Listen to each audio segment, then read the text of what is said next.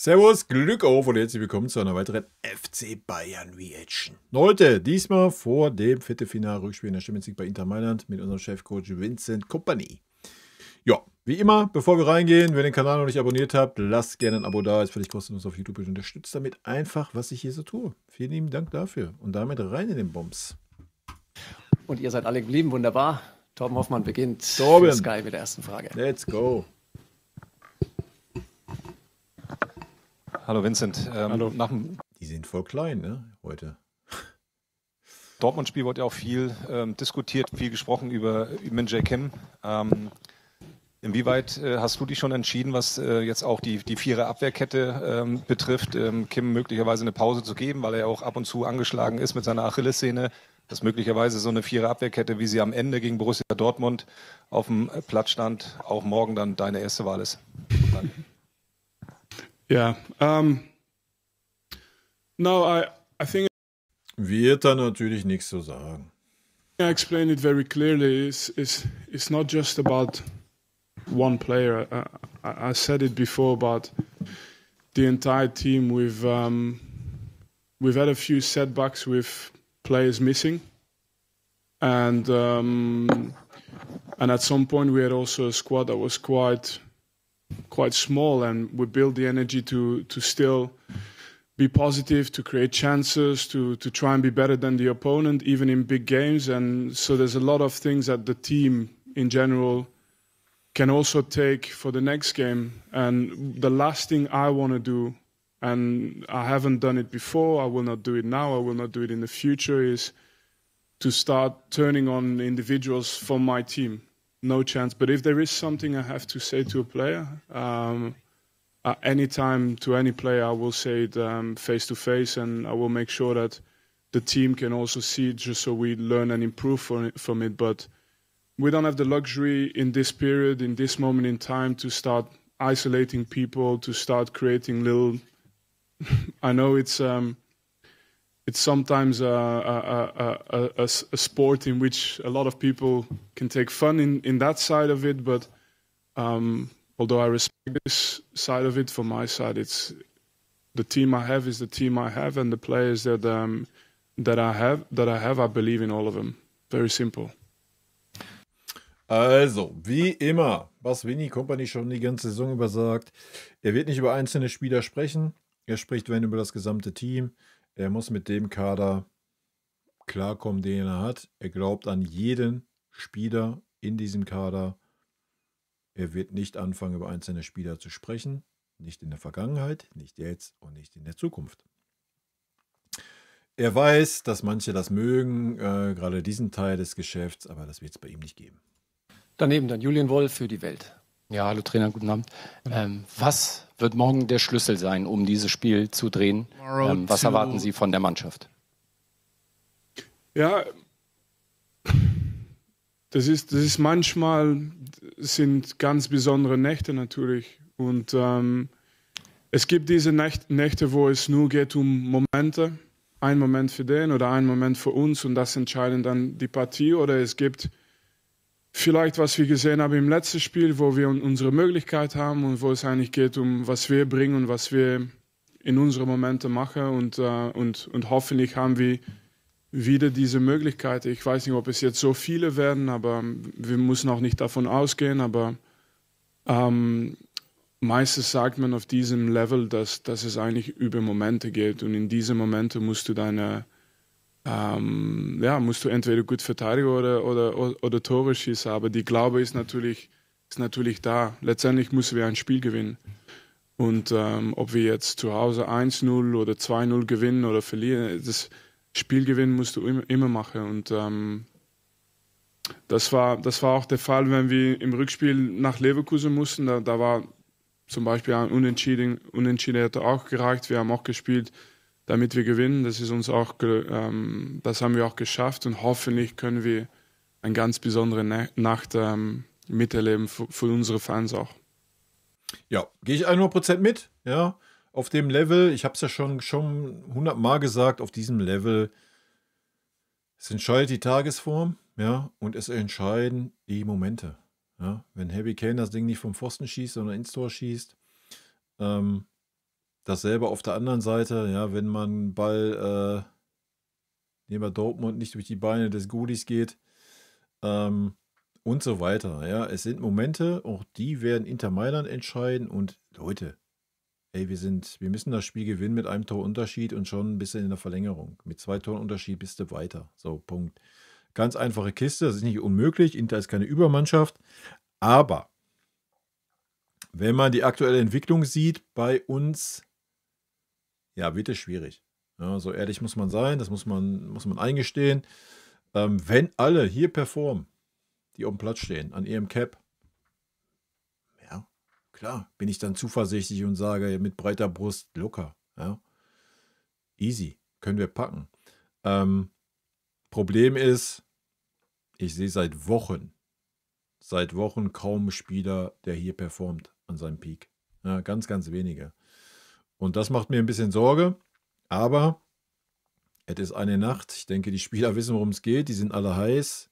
Wir werden sehen, wie der ein oder andere mit dem Druck klarkommt oder ob er nicht mit dem Druck klarkommt. Momentum. Ja, wichtig ist, dass wir 1:0 in Führung gehen, Alter. Wenn wir das 1:0 kassieren von Inter, dann wird es brutal schwer. Dann wird es wirklich brutal schwer. Weil dann wird Inter knallhart zuballern hinten und wird knallhart die Konter fahren. Ja. Und je nachdem, wer auf dem Platz steht, ich gehe von Kimmich, Goretzka in der Mitte aus. Ich gehe von der gleichen Startaufstellung wie gegen Dortmund aus. Und wenn ich das dann sehe, die Mannschaft soll dann offensiv agieren und hinten Konter sicher stehen. Boah. Ganz ehrlich, das traue ich dieser Mannschaft in den aktuellen Formationen und mit der aktuellen Form nicht zu. Ja, das sage ich euch, wie es ist. Wenn wir 1:0 in Führung gehen, ja, dann kann sich was entwickeln. Ne? Wir werden es sehen. Ja, alles ist drin, nichts ist unmöglich. Ich hoffe einfach, dass sich der ein oder andere Spieler echt gegen Dortmund geschont hat und morgen brennt. Ja. Dann ist Hannah Reif an der Reihe für Merkur und TZ, bitte. Ja, Herr Kompany, besondere Nacht haben Sie schon gesagt. Sie haben jetzt schon einige wichtige Spiele mit dem FC Bayern erlebt. In Barcelona, große Spiele gegen Leverkusen. Aber San Siro, Viertelfinale, fühlt sich das auch für Sie nochmal ein bisschen anders an? Naja, der hat so viel erlebt in seiner Karriere. Ja, also es ist einfach eine Vorfreude für dieses Spiel. Es fühlt auch richtig an. Es ist die beste Mannschaft im Moment in Italien gegen die beste Mannschaft im Moment in Deutschland. Also das sagen die Zahlen und die Ergebnisse im Moment. Und das fühlt sich auch richtig an. Wenn man dieses Stadion sieht. Weiß ich nicht. Müsste ich mal Fakt checken. Ja? Ich weiß nicht, ob wir auf die letzten 5, 6 Spiele die beste Mannschaft in Deutschland sind. I don't know. Müsste man echt mal gucken. Und auch die Allianz Arena, wo das erste Spiel war. Viel Größe gibt es nicht, glaube ich. Und, Doch, Halbfinale gegen Barcelona, die übrigens weitergekommen sind. In Dortmund, auch wenn sie 3:1 verloren haben. Qualität und Talent ist natürlich auch da. Und, aber auch da sieht man, dass Barca nicht unschlagbar ist. Wa? Ich weiß ja natürlich jetzt nicht, ob Barca mit einer BF gespielt hat. Keine Ahnung. Habe ich jetzt noch nicht nachgeschaut. Aber nur daran sieht man mal, was geht. Ja? Und deswegen haben wir eine riesen Chance zu Hause liegen lassen eigentlich gegen Inter. Deswegen ist es nicht immer, ich glaube, dass es für den nicht 100% sicher ist und für uns auch nicht. Und das Wichtigste ist, dass wir in diesem Tag, dass wir einfach unsere beste Leistung bringen. Direkt daneben Stefan Kumberger für Sport 1. Vincent, guten Abend. Sind das Spiele wie morgen, wo man als Trainer besonders genau hinsieht und schaut, welcher Spieler hat die Mentalität, welcher hat die Qualität, wer ist für solche Spiele gemacht? Ist das morgen ein Moment, wo Sie ganz genau hinsehen? Ja, ich meine, ich glaube, alles spielt eine Rolle. Also wirklich alles, was die Qualitäten sind vom Gegner, weil das ist natürlich, wir spielen gegen die Beste in Italien. Und was sind die Qualitäten vom Gegner, was sind unsere Qualitäten? es geht nicht nur um die erste Minute, es kann 90 Minuten dauern, es kann vielleicht sogar 120 Minuten dauern. Also es geht über alles einfach. Und was wir natürlich haben ist, und das haben beide Mannschaften, glaube ich, auf dem Platz, das sind zwei Mannschaften mit sehr, sehr viel Erfahrung, auch internationale Erfahrung. Und deswegen sind die, wenn man mit einer sehr, sehr jungen Mannschaft spielt, dann ist es vielleicht noch wichtiger. Aber ich würde davon ausgehen, dass jeder Spieler von uns weiß, wo es drauf geht morgen. Nicolas Linner für die Bild-Zeitung, bitte. Hi Coach, Hallo. Serge Gnabry hat beim Spiel gegen Dortmund nach seiner Einwechslung eine herausragende Leistung gezeigt. Spielt es in Ihren Gedanken eine Rolle, Serge vielleicht von Anfang an zu bringen? Oder sagen Sie, Leroy Sané hat jetzt die letzten Wochen so oft auf dem Flügel Ja, Spieler des Monats im März, Leute, was geht? performt, den Gedanken lassen Sie überhaupt nicht zu, das bleibt jetzt so. Ja, also was gut ist, ist, dass Sie gesagt haben, dass wir da zwei Spieler haben, die performt haben. Und das ist für morgen so wichtig, weil wenn man davon ausgeht, dass das Spiel vielleicht bis zum Ende gespielt werden muss, dann man hat natürlich auch gesehen im letzten Spiel, dass noch viel passiert ist für beide Mannschaften in die letzten 20 Minuten. Dann ist es natürlich wichtig für uns, dass sogar Serge, dass Leroy, dass auch King jetzt, die wieder dabei ist und Michael, dass die alle in bester Form sind.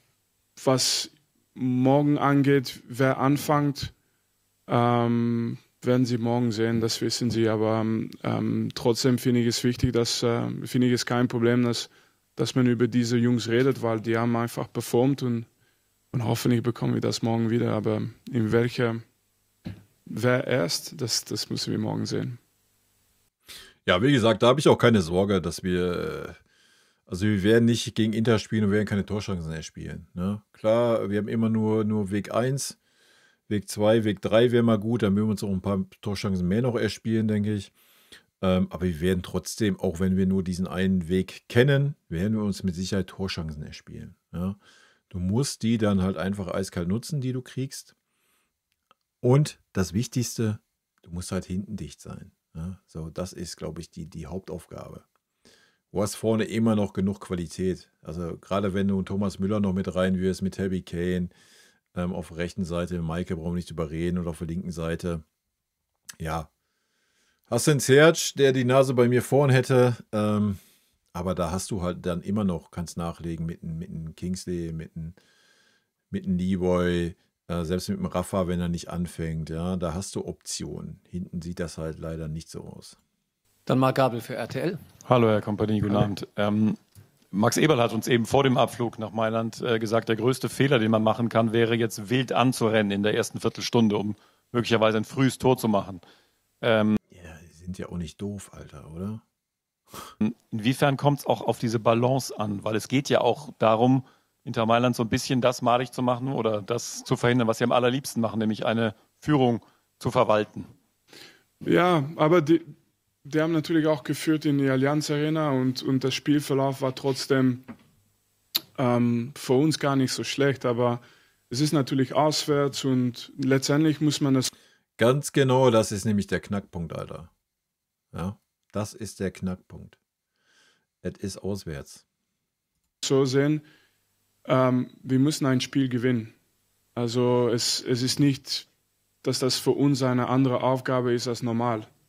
Und um dieses Spiel zu gewinnen, müssen wir, vielleicht am Ende gibt es eine Situation, wo es total anders aussieht, aber von Anfang an ist es erstmal ein Spiel, das wir gewinnen müssen und da musst du erstmal von A bis Z einfach deine Arbeit machen und gut, richtig machen, im Verteidiger, im Angreifen und es ist immer eine gewisse Balance zwischen Mut und natürlich auch ja, wie sagt man das?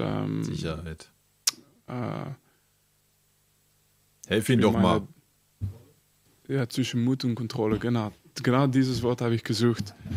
Aber das sagt auch alles. Das heißt, wir verstehen auch, was dieses Spiel braucht. Und letztendlich, das wird entscheiden auf dem Platz. Das heißt, die Spieler müssen das auch selber spüren.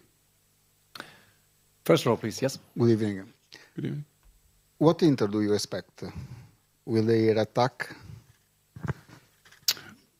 I think you have to ask the coach from Inter Milan. I think our yeah,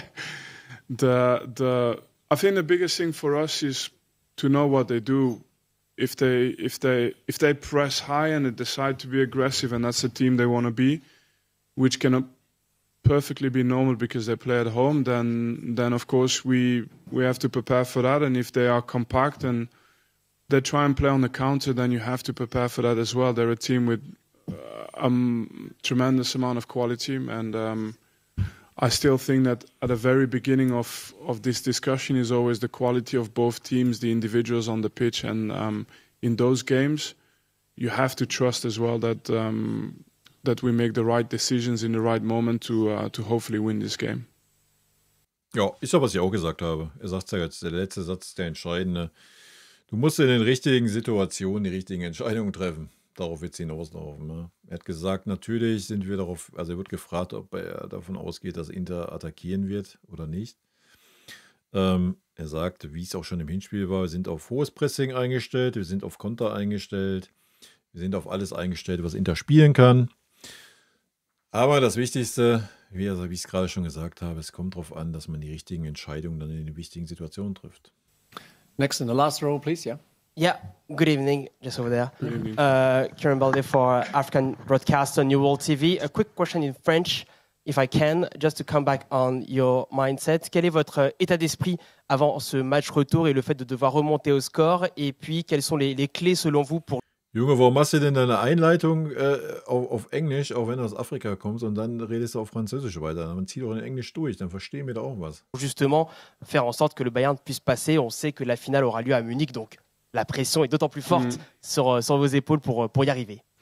Mais c'est une pression positive, c'est une pression d'opportunité et pas une pression spécialement négative. Pour nous, c'est une force aussi. On joue contre une des meilleures équipes d'Europe qui est première aussi au classement en Italie. Donc on sait qu'on fait face à un adversaire redoutable.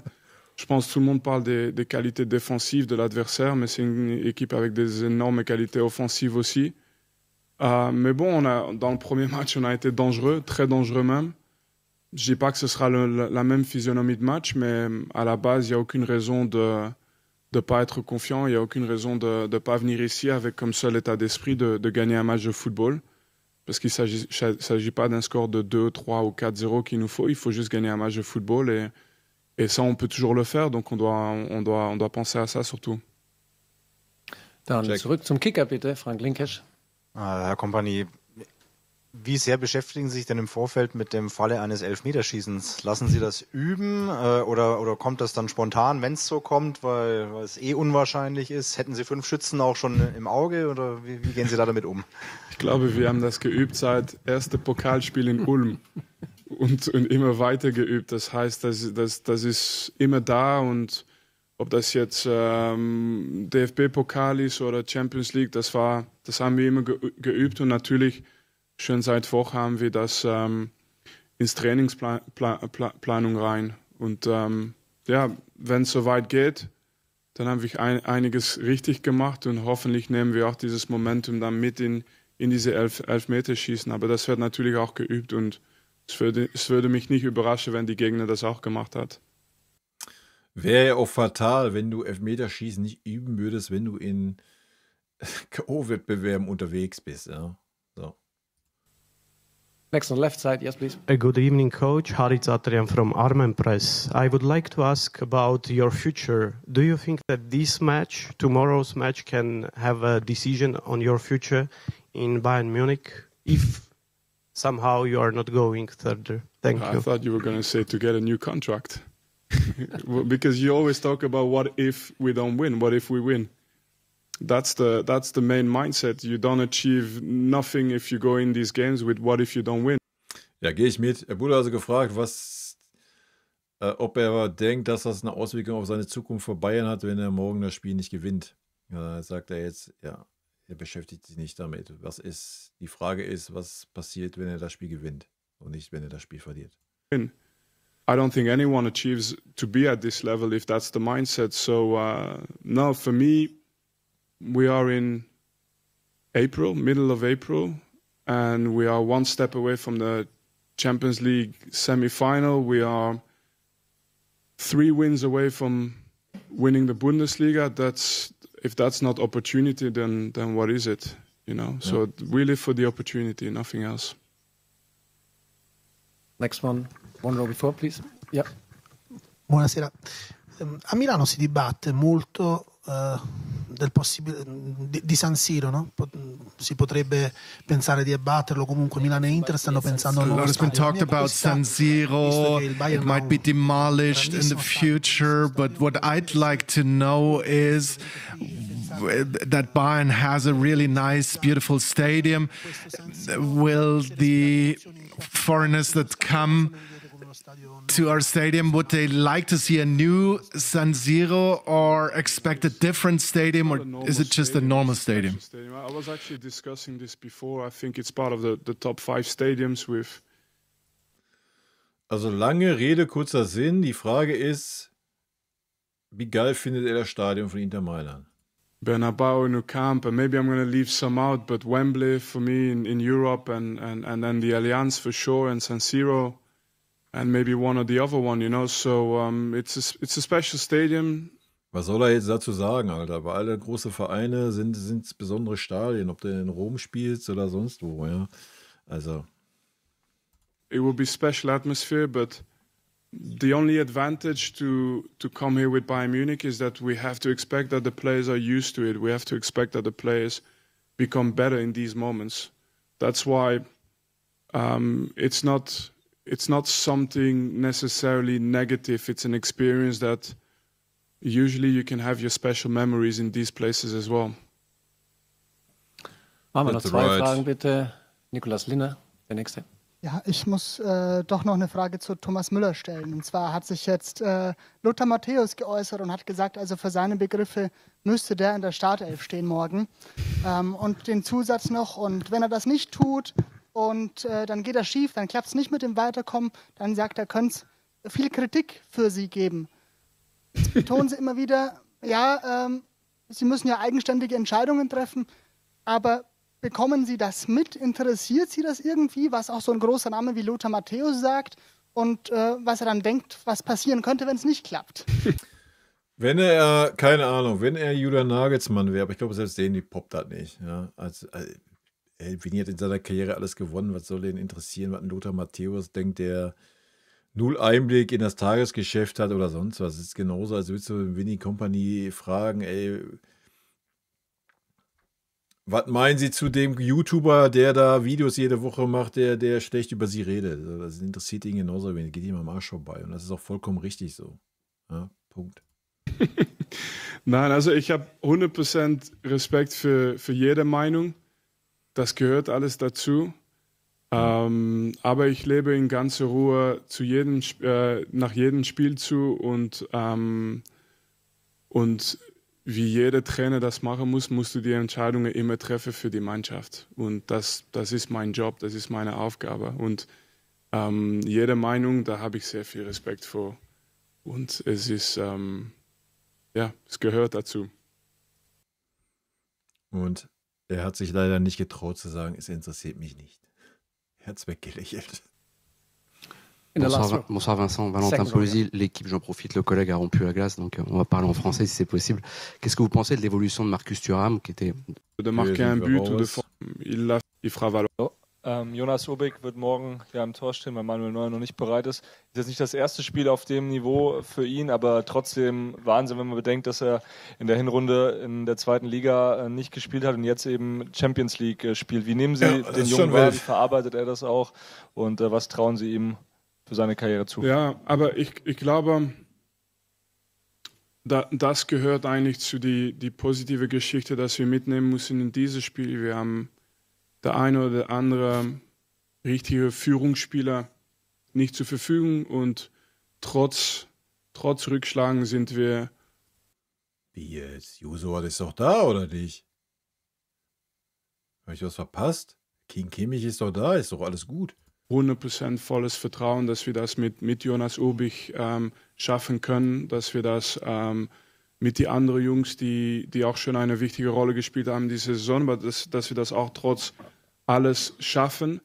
Und was die bis jetzt gezeigt hat, was er bis jetzt gezeigt hat, was die Jungs bis jetzt gezeigt haben, ist, dass die auf jeden Fall, dass die auf jeden Fall mithalten können. Nicht nur mithalten, aber auch in meiner Meinung die Leistung bringen können, die uns die Ergebnisse geben. Und für Jonas, der ist ganz jung, nochmals, die Druck ist nicht auf seine Schulter, habe ich von Anfang an gesagt. Das ist immer auf die erfahrenen Spieler. Ja, ist auch richtig so. Die sollen dafür sorgen. Und da hat man gesehen, dass schon einige an Dortmund zerbrochen sind. Dass wir morgen weiterkommen. Und für Jonas ist es alles, nehmen wir alles mit, was er bringt, mit seiner Energie, mit seinen Qualitäten, Talent natürlich auch, aber die Druck ist nicht für ihn, das ist für die anderen. Dann vielen Dank. Und für den Trainer. Danke, Vini, danke euch. Schönes Spiel. Ja, eben, er trifft ja auch die Entscheidung, ihn aufzustellen. Ne?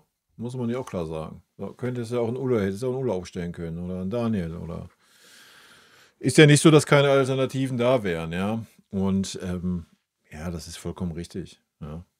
Genauso, so wie er es sagt, muss das auch gemacht werden und dann passt das auch. Gut, Leute, auch hier bleibt mir nur zu sagen, hoffen wir auf ein gutes Spiel mit dem richtigen Ergebnis für uns. Und ja, ich habe es gerade schon eingangs gesagt, man hat gesehen, dass auch Barca schlagbar ist, wenn die 3:1 in Dortmund verlieren mit ihrer Top-Mannschaft. Von daher, let's go morgen. In diesem Sinne, rot-weiße Grüße, Leute. Vielen lieben Dank für euren Support hier auf dem Kanal. Und in diesem Sinne, gute Freunde kann niemand trennen.